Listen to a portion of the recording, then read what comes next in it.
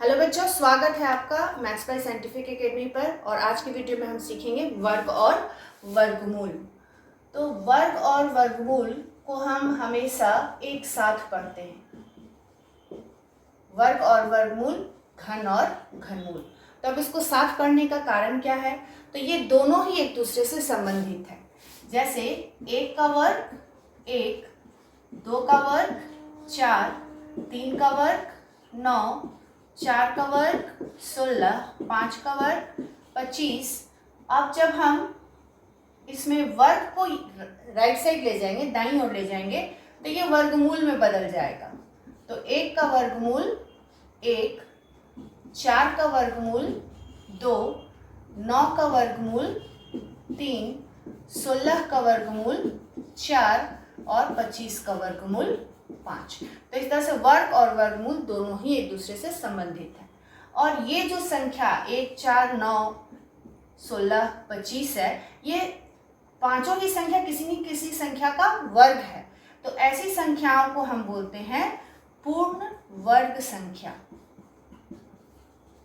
ये सभी संख्याएं क्या है? पूर्ण वर्ग संख्या, ऐसी संख्या जिसको किसी दूसरी संख्या के वर्ग के रूप में हम लिख सकें। और आपको जानकारी के लिए ये संख्याओं का वर्ग कम से कम 30 तक का आपको याद होना चाहिए।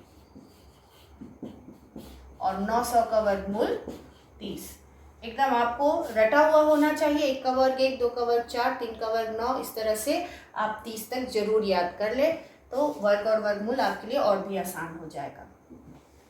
अब ये तो छोटी संख्याओं का वर्गमूल जो है, अगर हमें वर्ग याद हो तो हम निकाल लेते हैं।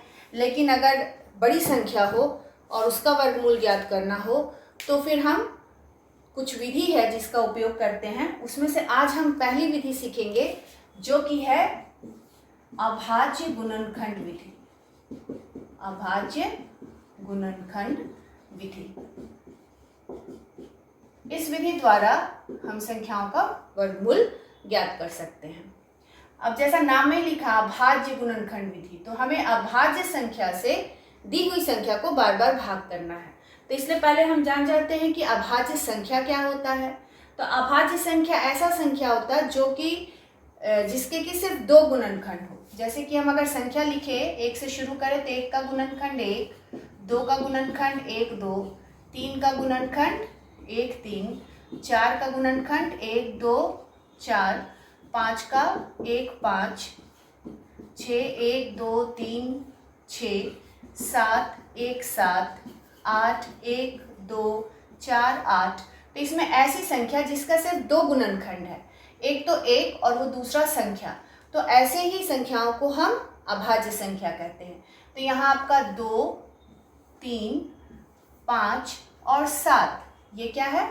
अभाज्य संख्या, क्योंकि इसके सिर्फ 2 गुणनखंड है, एक तो संख्या है और दूसरा 1। तो ऐसे ही इसके आगे भी बहुत सारे अभाज्य संख्याएं हैं जिसका उपयोग हम अभी करेंगे।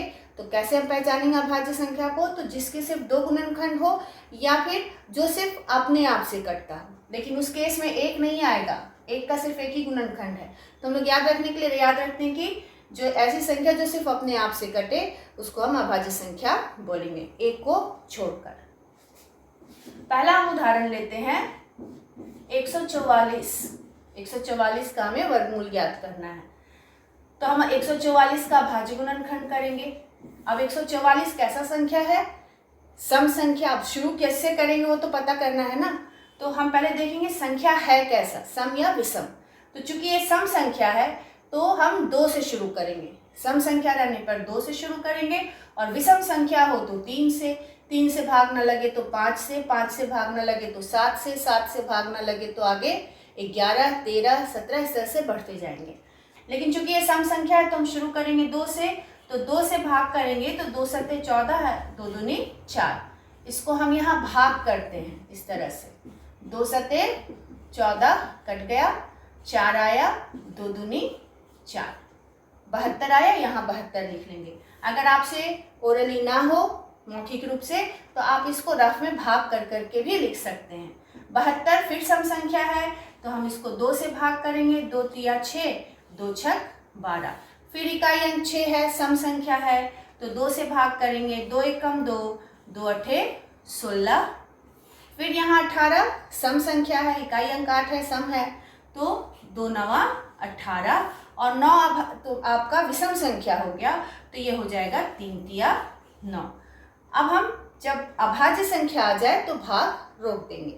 ये भाग कब तक करना है? जब तक कि अभाज्य संख्या ना आए। तो 144 का गुणनखंड हमें यहाँ क्या क्या मिल गया?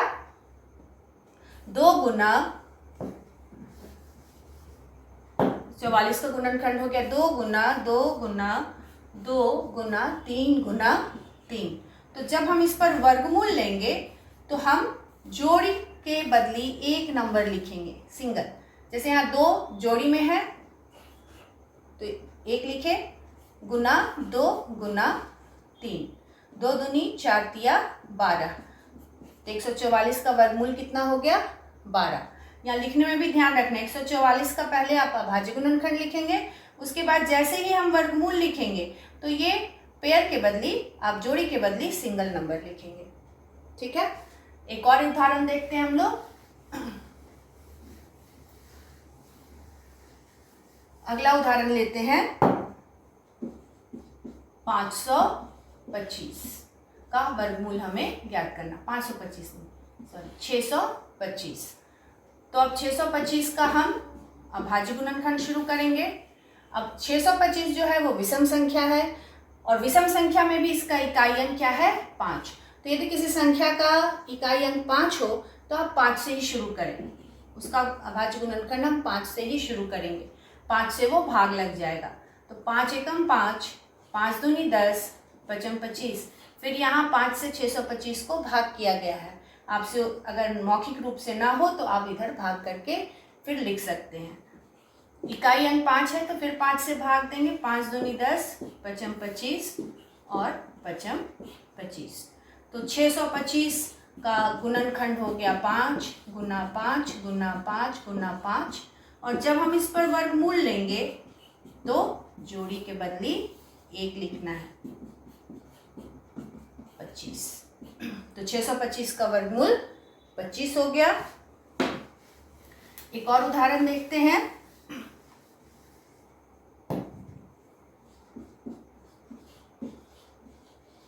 एक 1089, इसका हमें अभाज्य गुणनखंड करना है। अब पहले चेक कर लीजिए ये संख्या कैसा है। तो इकाई अंक 9 है, अभाज्य संख्या है, सॉरी विषम संख्या है, तो हम शुरू करेंगे 3 से। अगर 3 से भाग नहीं गया तो फिर आगे भी बढ़ना पड़ सकता है।